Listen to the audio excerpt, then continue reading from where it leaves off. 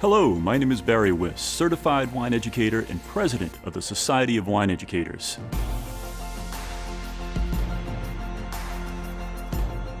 How to read a wine label. Remember those critter wine labels that exploded in popularity? You know what I'm talking about.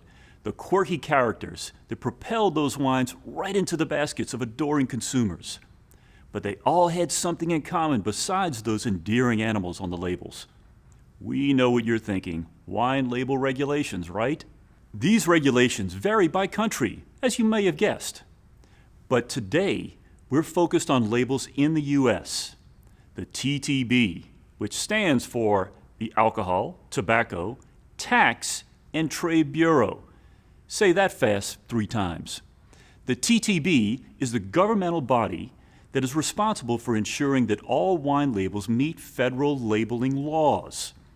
That goes for all wine labels in the U.S., whether the wine is made in the U.S. or imported.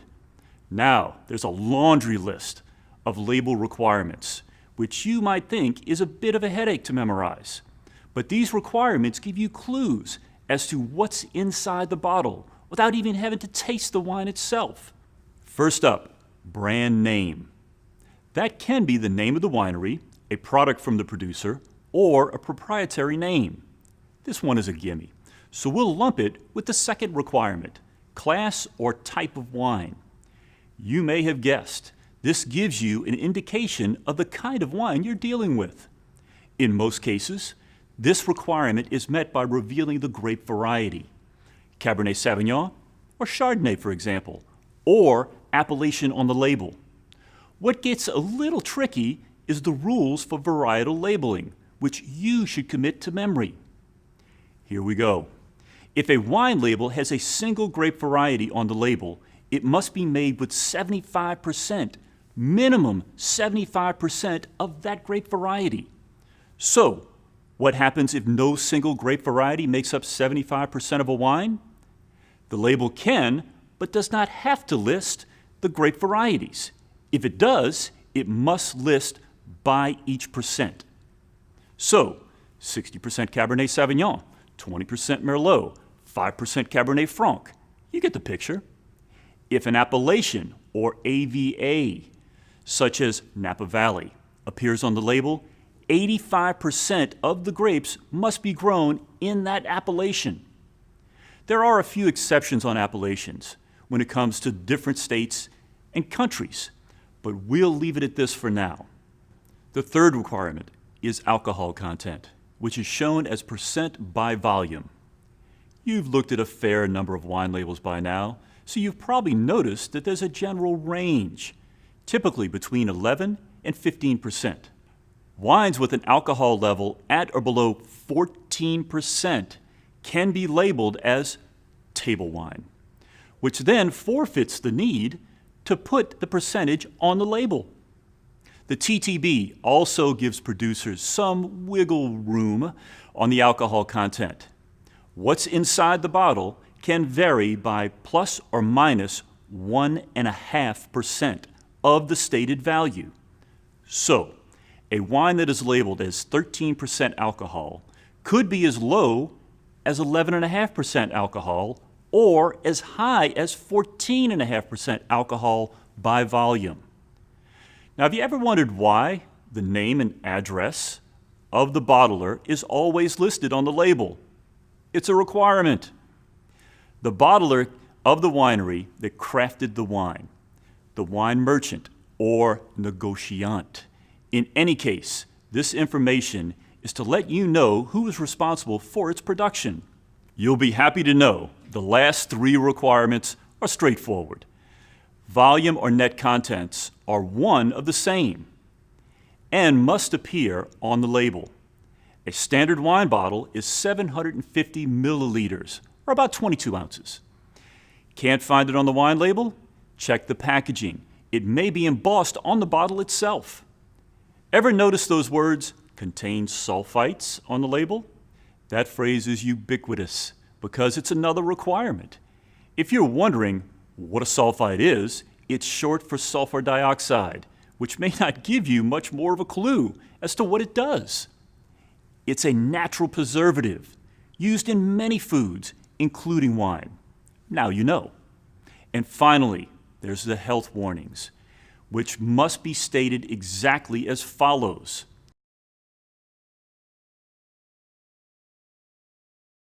So, you think you can read a wine label now? Here's a quick wrap-up before you take a short quiz. In the U.S., wine label regulations are federally governed by the TTB, which stands for the Alcohol, Tobacco, Tax, and Trade Bureau. There are 8 requirements on a label. First, there's the brand name, like Napa Cellars. Second, there's the class or type of wine, such as Cabernet Sauvignon. Remember, if the label specifies the variety, 75% of the grapes in that bottle must be of that variety. Third, the alcohol content. If a wine is at or below 14% alcohol by volume, the wine can be labeled as table wine.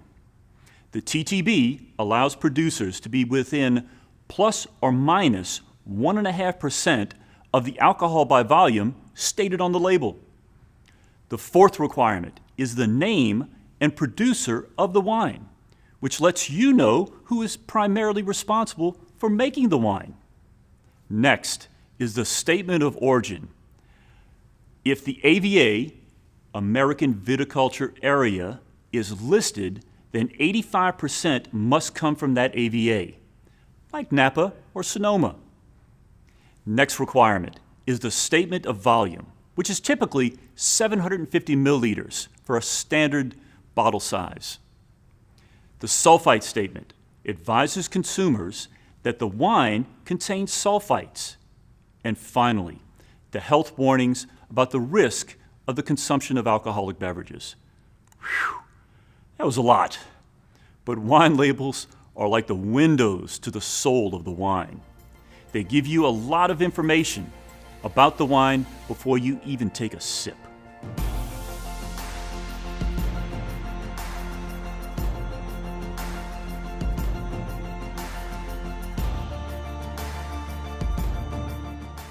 Which federal bureau oversees wine label regulations?